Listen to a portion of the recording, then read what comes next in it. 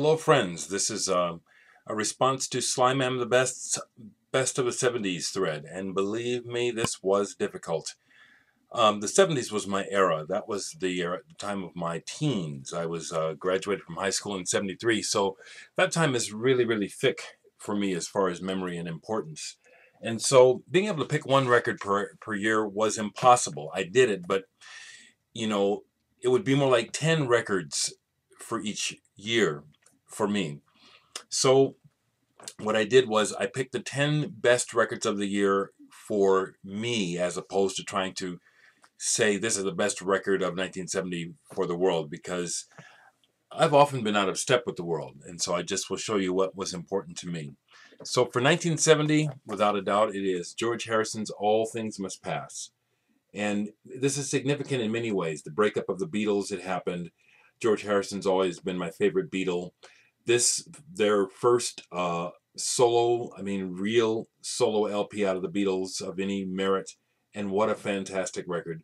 Very spiritual, very loving, very lyrical, very beautiful. Just everything that I love. And, you know, this is an original copy. No need to show it. You know what that is. All right. 1971.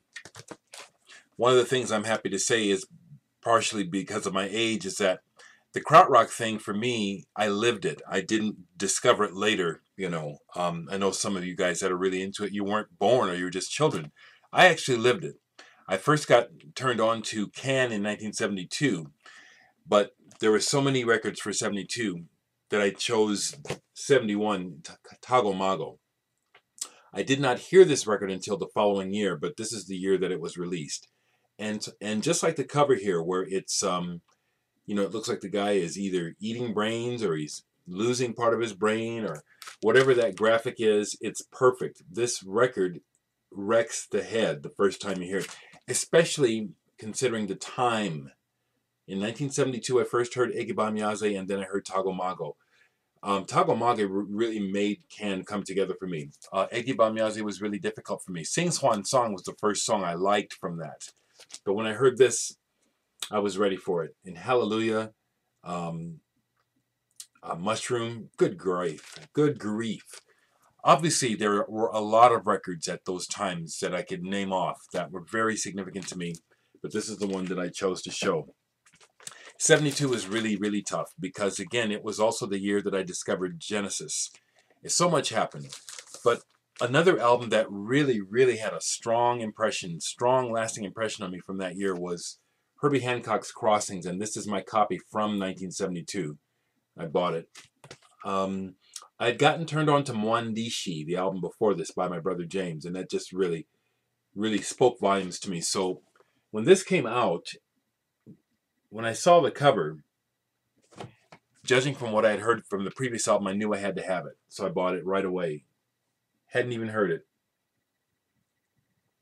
And this really, really took me for a trip. I can still remember one afternoon with my good friend Gary.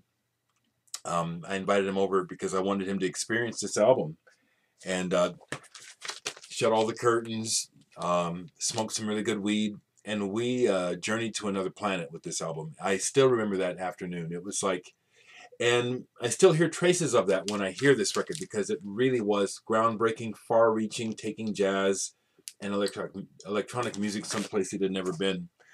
Very important album. 1973, the year of my graduation, just so much was going on. Once again, one album.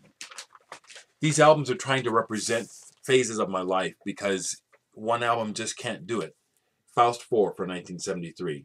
Faust and psychedelia, electronica, this whole school of music, krautrock, whatever you want to call it, progressive, all of it just was the same to me. And it figured large in my life at the time. Faust 4 was a very important album to me. This was bought in 1973. Okay, so I know I got an original copy here. This album and Faust and what they represented and what they showed me through audio sculpture, I'll call it, changed my life. I've showed this a million times, but I have to honor it. It's the truth. 1974, what was the most important album in my life in 74? I've showed it a million times. Here it is again. Lamb Lies Down. Sorry. Actually, no, not sorry. Just, there it is. It is that important in my life. 1975. Again, hard to choose. What was still really important for me was the discovery of avant-garde, continuing to discover prog, continuing to open up my mind. And so Henry Cow, In Praise of Learning. When this came out in 75, I was ready for it, believe me. I was ready for it. And this is an original copy. I know it is because it has the special label. This is the special label that they put out for this, knowing even if it wasn't going to sell a lot, this album is important. And this is an important album. It's very thick. It's very, very, very deep. And multiple listening sessions are in order. If you've got what it takes to go there, you'll discover something new every time you listen to this album, In Praise of Learning, for 1975. 76. Okay. This is by far not my favorite album of 1976, but it's representing, okay? And I'm trying to represent because, again, one album per year just can't do it. Jazz, fusion, jazz rock, that entire explosion in the 70s was extremely important to me. Mahavishnu and John McLaughlin loomed large, but there was no albums for 76 to fit the bill. So what's next? Return to Forever, Romantic Warrior. This was his breakthrough album that made them commercially viable. And it's not my favorite Return to Forever album, but this was an important album for me and also for the music world at that time. This was really like the breakthrough, the commercial breakthrough of jazz rock. And so for 76, it is Return to Forever, representing all jazz rock for me, all of that stuff, because it was big on my palate at the time, big time, listened to a lot of jazz. 1977, the year of punk exploding into the mainstream, or at least into mainstream consciousness. The album that did it for me more than any others, more than the Sex Pistols, more than the Clash, and I don't have it on vinyl anymore. I will rectify that. I did have it, and okay, shut up, Dereck. Pink Flag, Wire, 1977. This is the album. And when these first came out on CD, this is the first issue on CD. I don't know how many times this has come out on CD, but this is Harvest's first issuance of this album on CD. I bought it right away. This album, again, is a blueprint for punk. I probably could try to be more eloquent, but Wire, Pink Flag, dope-ass album. Motherfucker of an album. And along those lines, 1978, we're right in the thick of things. You know, Eno's going on, Roxy Music, all this stuff is going on. How do I choose? What do I show? So I had to be honest about what was really big for me. One of the really big albums for 1978 for me, besides XTC and Joy Division and Devo, and God, that was an amazing time. Ramones. I got to shout out to Stranglers, y'all. Black and White. This is a hell of an album, in my opinion. Promo copy. Stranglers, Black and White. I have to look because I don't remember if this is a limited edition. Oh, okay, yeah, it is. It's the black and white version.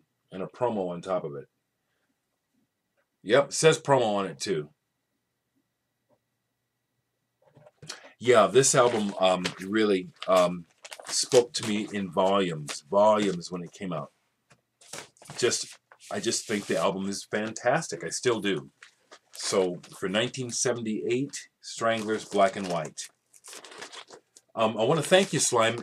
And Slime, what's your moniker? Slime am the best. What is that about, my friend? What you up to? What does that mean? Explain yourself. So to finish up, 1979, it was again difficult, but The Residents, Eskimo.